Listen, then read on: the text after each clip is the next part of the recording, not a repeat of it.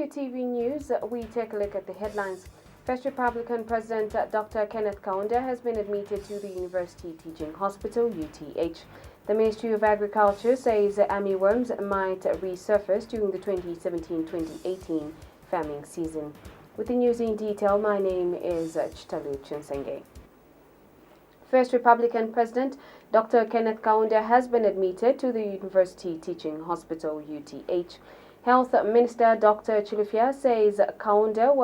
Kaunda was admitted last evening around 20-30 hours. Dr. Chilufya has told journalists after Vice President Inongewina visited Dr. Kaunda this morning that the former president was admitted after complaining of minor body pains.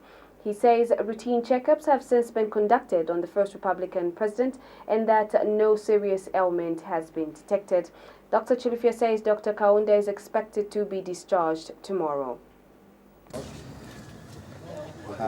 Excellency, the Acting President of the Republic of Zambia, Honorable Inongewina, came to visit the First Republican President, who we took him last night, basically with minor complaints. This is more of a routine investigation, routine medical checkup. Yeah, so we are routinely investigating, doing a routine medical checkup, and also managing the minor complaints, that he had. Overall, very stable, and we are ready to discharge him by tomorrow. And speaking when she visited Dr. Kaunda, Vice President Inongewina said the nation is praying for the First Republican President to get well soon. And Dr. Kaunda's son, Dr. Waza Kaunda, has commended the UTH management for the care they have given the former president from the time he was admitted last night. His Excellency, the former president, Dr. Kaunda, taken to UTH just for routine checkup. And the doctors assure us that he will be out of hospital by tomorrow. Possibly this afternoon, but I would rather tomorrow so that he can rest, and we can only pray to God that he will, the Almighty will keep him for us, for this nation, for as long as it is possible. We give him, let me say that I think the prayers will keep him going. Information and Broadcasting Services Minister Kampamba Mlenga has advised the media to be cautious in their reporting during the 90 days period of the threatened state of public emergency. Ms. Mlenga says the media ought to be professional in the manner they disseminate information. She says it is important that media houses, both public and private, to uphold accuracy in their reporting. She states that it is the duty of the media institutions to give the Zambian people balanced information to enable them make informed decisions. Ms. Mlenga has also called on the media to help government explain Article 31 by informing people that no freedom has been taken away from anyone, as some stakeholders are claiming. So we are all expectant, whether from the private or the public media, that our role as practitioners in regard to media, we give out accurate information that borders on peace. We as colleagues in the media are very important. I always say this, especially to you, our colleagues, that this is the most important job of all time, because whether it's information, whether it is Ministry of Commerce, whether it is agriculture, we are the ones that are assigned to give out that information. So during this period, especially Article 31, and I want to emphasize, the invocation is not Article 30, but Article 31. And this is what we, the people in the media, must be emphasizing on. And I also want to stress a point. I know there have been some sectors that have come out to say, no, our freedoms have been limited. I'm sure the president made it very, very clear. And that is why we're here, because no one is being harassed. And this it should be commended actually by the Zambian Zambian people that the security has actually been beefed up. So once again, my emphasis to you, my colleagues in the media, can we be professional in how we disseminate information? We have one Zambia, and the people of Zambia are depending on you, my colleagues, to give out accurate information. The Ministry of Agriculture says it is prepared to combat any armyworm outbreak in the next farming season. Permanent Secretary Julius Shawer has told QTV News that recent scientific research results have revealed that once the pests have invaded a particular place or country, it takes approximately 3 years for them to be completely eliminated. Mr. Shawer has since advised farmers to be ready for such outbreaks in some parts of the country. He, however, states that the situation will not be as intense as it was because government has put in place pest control modalities. Mr. Shawer says government has already engaged stakeholders to prepare chemicals in an event of any outbreak during the coming farming season. Last year, most of the country's maize fields were ravaged by the armyworms and the red locusts. The fight against armyworms was on top of the agenda in terms of pest control. So SADC, individual countries, as individual countries working with SADC and FAO, we are actually looking into this issue. The researchers are trying to also research into where did this come from, how do we combat it once it recurs at all. But projections, remember, from the scientific angle is that once you have this pest, it can be around for 3 years. So what we are knowing and preparing as a ministry is to be ready for any eventuality. We are not going to let the situation just, blow out of proportion. But as we sit now, we are already engaging with our colleagues so that we have, agrochemicals ready, and really just be ready for anything. It's an issue definitely that requires very good research. How does this pest evolve? So we need to look at how did it get here, how does it spread, how do we control it? That's very critical. So pest control is really one of our priorities to safeguard farmers. The Road Development Agency, RDA, has awarded an Italian company, CMC di Ravenna, a 4.1 billion kwacha contract for the upgrading of the 292-kilometer Kawe to Piccadilly Circus to Mukushi and the Mpula to Mansa roads. The works will also cover 20 kilometers of urban roads in Mukushi and Kawe. Speaking during the signing ceremony, RDA Director and Chief Executive Officer Elias Mwape says it is government's intentions through the Link Zambia 8000 project to upgrade roads to bituminous standards in order to create an enabling environment to facilitate the easy movement of goods and services to and from the major farming blocks. Mr. Mwape says the move will go a long way to support the agriculture industry and boost agricultural production in the area. He notes that in addition to agriculture support, the roads will also facilitate mining activities in the area, particularly manganese. Mr. Mwape has since urged the contractor to perform to expected standards. This is CMC di Ravenna, an international construction company from Italy, at a total sum of Zambian kwacha 4,189,548,170 weight. This is VAT inclusive. This is for the upgrading bituminous standard of approximately 292 kilometers of the Kawe to Piccadilly Circus to Mukushi and the Mpula to Masansa, including 20 kilometers of open roads in Mukushi and Kawe in Central Province. Government through the Road Development Agency is implementing the Link Zambia 8000 program with the objective of transforming Zambia from being landlocked to being a truly land-linked country in Southern Africa. This project is part of the Link Zambia 8000 program. And CMC di Ravenna area member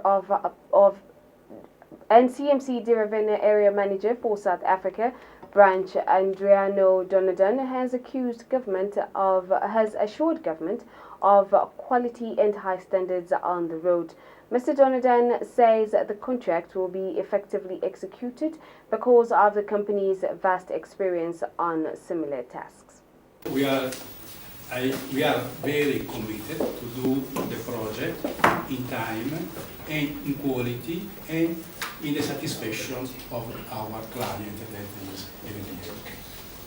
So I think that everybody knows that CMC is one of the biggest companies in Italy, and we have work everywhere. We have work in Asia, we have work in Europe, we are working in South America, we are working in North America, and we are working in a lot of countries here in Africa. So for us, we have already some experience how to deal with the people, the client here in Africa. And as a road is the first road that we are doing here in Zambia, but we have other two projects here in Zambia. One is a project, a mining project in Chilabongwe, copper mine. The government has reiterated its commitment to increasing investment in the HIV response programs aimed at reducing the new annual HIV infections from 46,000 to less than 5,000 by 2021. In a speech read for him by Ministry of Health spokesperson Dr. Kennedy Malama during the National HIV Self-Testing Dissemination Meeting in Lusaka, Ministry of Health Permanent Secretary Dr. Jabin Mulwanda said reducing annual infections to 5,000 by 2021 is feasible through partnerships. More in this report. Zambia has made substantial progress in providing access to HIV testing services which have been rolled out across the country. Between 2010 and 2011, Zambia witnessed a steady and encouraging increase with many facilities offering testing services, with the introduction of provider-initiated testing being around 50%. While HIV testing and counseling is a key entry point for treatment as prevention, approximately 40% of Zambians have never been tested, and over half of HIV-infected adults in Zambia are unaware that they are infected. Today, various stakeholders in the health sector met in Lusaka to discuss the progress made in the implementation of the HIV self-testing program. HIV Self-Testing Zambia Project Director Dr. Mtintana Luvamba shared lessons that have been learned and achievements from the program from the time it was launched in 2015. So 81% is actually from the community-based model, and the least number of kits were distributed through a workplace model, and that's largely because we only started distribution in this model a little under 2 months ago. Most of the individuals who obtained self-test kits had attained secondary education or had reached some level of secondary education, which is very important for the literacy aspect to make sure that they're actually able to understand the information that is given to them. The implementation of the program has been made possible through funding and support from various organizations, which include the World Health Organization, Zambat, Society for Family Health, Unit Aid, Liverpool School of Tropical Medicine, Population Services International, among others. Representing the funders and international supporters, WHO country representative Dr. Kastoja Mandlate commended Zambia for its progress and efforts made in enhancing HIV testing among its citizens. For 2020, for Zambia, the 2021 National Health Strategy, and the 2030 for the SDGs. We know what needs to be done, therefore, I believe we have no reasons to fail. And finally, on behalf of WHO and on behalf of the United Nations family in Zambia and other cooperating partners, I would like to continue to pledge our support in moving Zambia to achieve the 90-90-90 target by 2030. Dr. Kennedy Malama, who is the Ministry of Health spokesperson, represented government and had this to say. This occasion, colleagues, takes Zambia's HIV response to another level, in that as a country, we shall now have the much-needed evidence to make an informed decision on adding another extra platform to our HIV testing and services package. This occasion, as you are aware, has been waited for quite some time. And we should be delighted, all of us, that Zambia is in fact one of the few countries which have been bold enough to do HIV self-testing as a pilot. I know for the media houses, you've always been asking Minister of Health, when are you taking this agenda forward? So it's very, very important that this landmark event today is going to inform us on how we move as a sector and as a country. The HIV testing program is currently being implemented by the Society for Family Health in 16 health institutions in Choma, Lusaka, Kapirimposhi, and Ndola districts. It is hoped that the full implementation of this program in the next 3 years will help Zambia attain the UN AIDS target of 90-90-90. Nakaonga reporting for Q News in Lusaka. Patriotic Front Secretary General Davis Mwela has directed party officials to explain party policies government is implementing to the Zambian people. Mr. Mwela states that while government is implementing a lot of policies and projects, the public is not aware about them, hence his directive. Speaking when he welcomed the newly appointed PF Women's Chairperson Jen Kapata, Mr. Mwela says it is important for the people of Zambia to know and understand what the Patriotic Front is doing to improve their livelihoods. Mr. Mwela says the PF government is fulfilling all the promises it made to the Zambian people prior to the 2016 elections that need to be explained. And Mr. Mwela has advised Ms. Kapata to work hard, saying the Patriotic Front has no time to waste. Meanwhile, Mr. Mwela has advised all committee members in the habit of issuing statements to air their grievances to wait for the Central Committee meeting, which is scheduled to take place this Saturday. National Chairperson n'abalanda okutira turefayo mutende abo abashirefayo mutende lwabo bali kitali voco article 31 ushire umfwani kama bali abalefayo mutende abalefayo mutende nangula chibote bene bakaele ichi chalo chaikala 53 years now kuno mutende turefwa tutwadilile no mutende mulebe baba yakona kuma chechi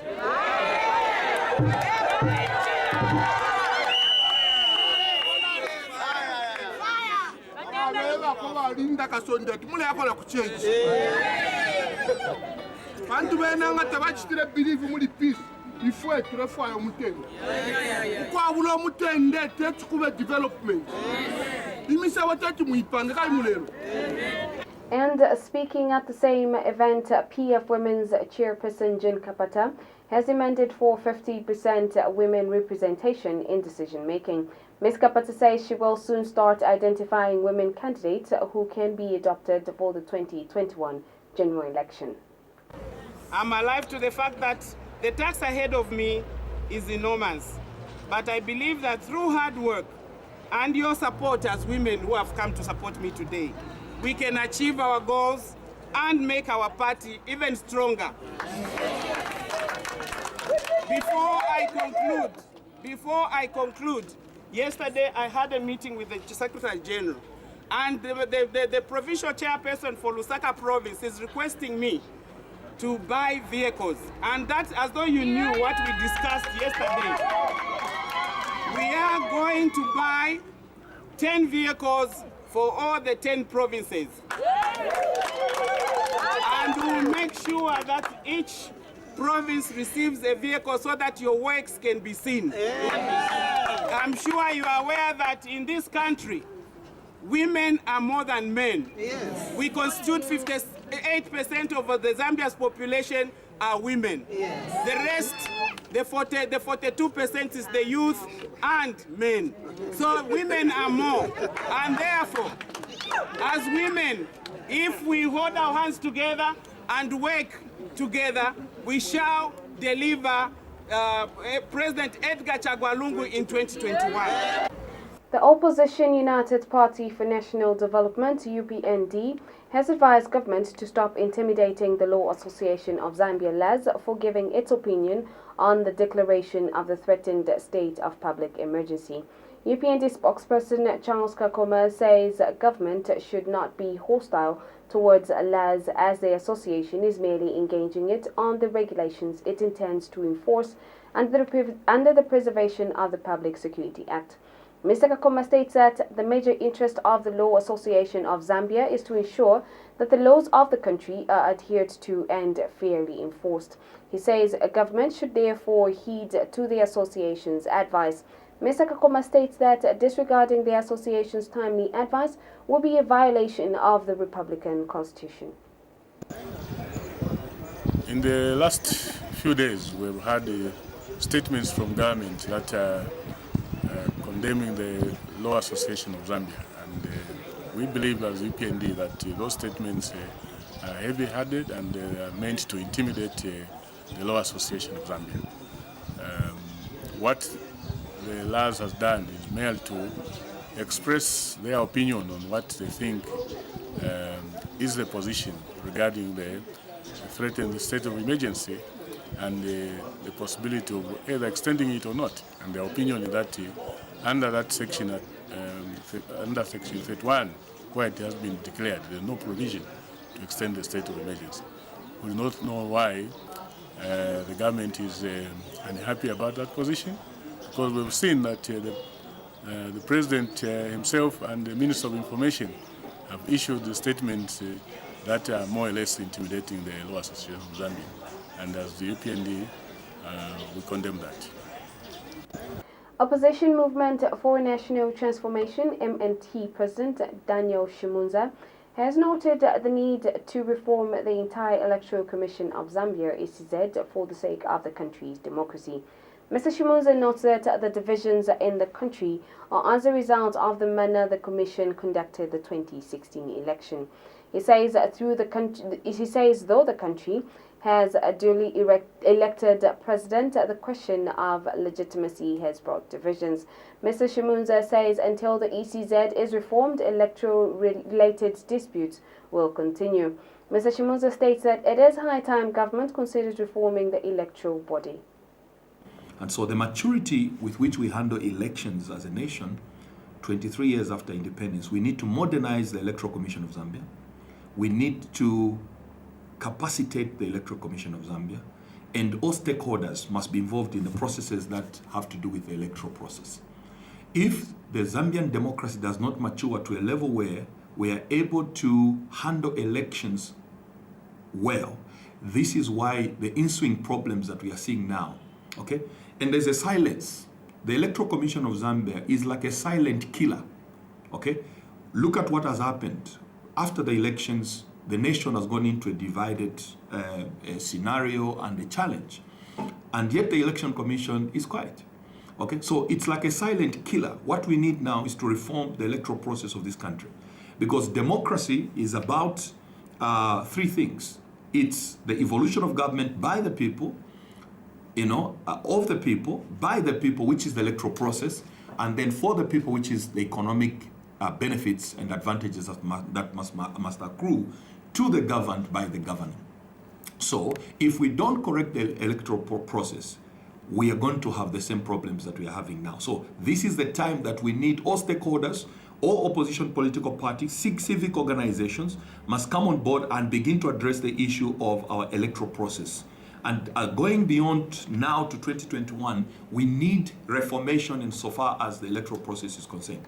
The Local Government Service Commission has encouraged local government workers to work within the perimeters that will enhance service delivery to the Zambian people.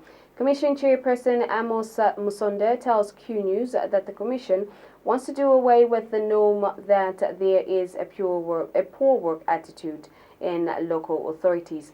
Mr. Musonde states that it is for this reason that the Local Government Service Commission is placing people with the right qualifications in the right positions. He says the Commission has since aligned staff in the Northern Province and stirred up chances at principal officer level in order to create a mindset platform that discourages laziness in the local government. Mr. Msonde has warned that those who will be seen to be exhibiting resistance and do not want to toil the line of the government of the day will be retired in public interest. In local government service is placing people with the right qualifications in the right positions. So we've been to Luapula province. We have aligned all the staff in that province. We made changes at principal officer level, and we continue doing that. The whole idea is to create a mindset platform so that we depart from the non-norm to say that there is lethargy, there is poor attitude towards work in local authorities across the country. So that has been our message to all our staff, that we have to work within the parameters that are going to promote service delivery to our people throughout the country. And that is the message through and through. We are aware that for those that are exhibiting resistance, for those that don't want to toe the line of the government of the day, I'm sure there are avenues. And if they don't want to change, we have no choice but to retire them in national interest. Former Lusaka Mayor Mulenga Sata has observed the need for all markets around the country to be revised in order to ensure that adequate measures are put in place to safeguard people's properties rather than waiting for a disaster to happen. Mr. Sate, who is a civil engineer by profession, says some of the fires being experienced in the country may not be arson cases, but as a result of infrastructure not having adequate protection against fires. He says that there is need for markets being constructed around the country to have adequate protection against disasters such as floods and fires. Mr. Sutton notes that with the change in weather patterns due to the climate conditions, disasters are bound to happen that might lead to the loss of goods and property. He adds that during the time he served as Lusaka mayor, he had observed that markets in the city were not protected against disasters such as fire. Speaking as a former mayor, it was an observation that we had made that we didn't have adequate protection against fire in these markets. You'll recall that last year there was an incident at Lubema Market, and there was no hint that this was anything to do with arson. So I think that it's important that we revisit all our markets and ensure that adequate measures are taken to safeguard the goods and property of people that is in these markets. Because these fires, especially in the winter now, where people are using braziers and wood fires in the markets, it's we can have other disasters developing and stuff or happening. And the Professional Teachers Union of Zambia, PROTUZ, has advised Higher Education Minister Nkanduluo to engage university students on the feasibility of student unions before any idea of abolishing them is considered. PROTUZ General Secretary Kangwa Msenge has told Q News that plans by the minister to scrape off student unions in the country colleges and universities will not resolve the challenges being faced by these institutions. Mr. Msenge states that students equally have the right to association. He adds that students' unions are serious partners and stakeholders in the development of the education system. Mr. Msenge says the labor movement is seriously opposed to the scraping off of student unions. It's not going to resolve a number of issues the students are facing in these institutions. Our appeal still remains that the labor movement, in particular, must defend the rights of the students. They have a right of assembly, a right of association, and we believe the minister is kind enough to entertain a number of suggestions which is going to make the unions live on. They are serious partners and stakeholders in the development of the education system at those institutional levels, at college and university. We will suggest to meet the minister very soon and give further suggestions, but we are seriously opposed to the scrapping of the students' bodies, which is the unions. It's not good. As we end the news, we'll take a look at the stories that made headlines. The first Republican President, Dr. Kenneth Kaunda, has been admitted to the University Teaching Hospital, UTH. The Ministry of Agriculture says armyworms might resurface during the 2017-2018 farming season. That's all we had for you in the news. Make sure you visit our website at qtvzambia.com. My name is Chitalu Chinsenge. Pleasant viewing.